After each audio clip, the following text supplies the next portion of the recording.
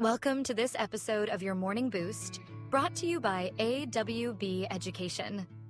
AWB Education is your partner in school leadership and is here to help you with your educational programming needs. You can find more episodes like this one along with our offerings of support and consultation at awbeducation.org. Here is your host, Adam Bush. Our final buzzword topic this week is experiential learning. Now, this sounds fun, doesn't it? I had to do a little research to make sure I fully understood this concept, as to be quite frank, this actual term it's kind of new in my neck of the woods, but a Carnegie Learning post posted in May of this year defines this as learning by doing. Well, heck, I've got that DeForest and Company book on my bookshelf. I've plowed through the PLC at Work pages many a times. But I also know that when I talk with teachers about releasing the ownership of learning onto their students, they typically want to release their breakfast onto my shoes. Sorry for the metaphor, but it's super scary for us to give up control of learning.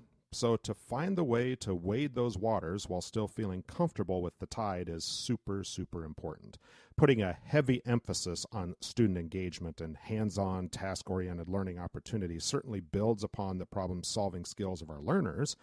This is also a great way to analyze, evaluate, and create. You know, all of those words that make the biggest Bloom supporters so super proud.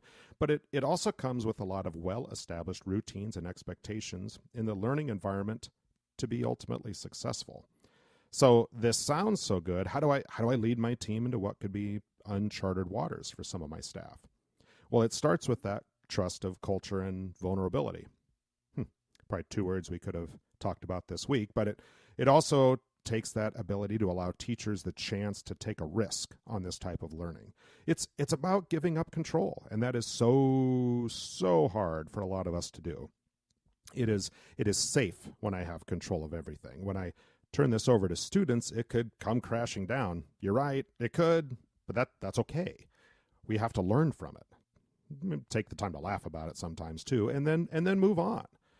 I had a middle school principal one time say to me after a school dance, said, "Hey, we had a middle school event and it ended without anyone being hurt.